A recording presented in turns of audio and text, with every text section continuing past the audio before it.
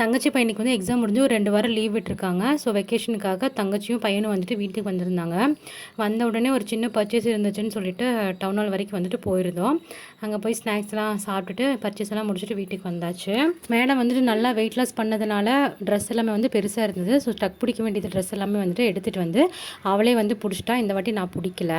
கடலெண்ணெய் ஊற்றி வச்சிருந்த பாட்டில் வந்து ஒன்று கை தவறி கீழே விழுந்து உடஞ்சிருச்சு. சரின்னு சொல்லிட்டு ஒரு பாட்டில் வந்துட்டு ஆர்டர் போட்டிருந்தேன். இந்த வாட்டி 2 பாட்டில் அப்புறம் 2 மசாலா டிஸ்பென்சர் ஒரு ஃபனல் அதுக்கப்புறம் வந்துட்டு நம்ம எண்ணெய் தேய்க்கிறதுக்கு 2 ஸ்பேச்சுலா மாதிரி வந்து கொடுத்துருந்தாங்க. இது வந்து நான் மீஷோவில் தான் வந்து ஆர்டர் பண்ணியிருந்தேன்.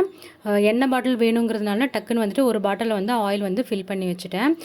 ட்ரைபாட் உடஞ்சிச்சுன்னு சொல்லியிருந்தேன் இல்லையா, அதனால் இந்த வாட்டி செல்ஃபி ஸ்டிக் வித் ட்ரைபாட் வந்துட்டு வாங்கியிருந்தேன். அதுவும் வந்துட்டு இன்றைக்கி தான் டெலிவரி ஆச்சு.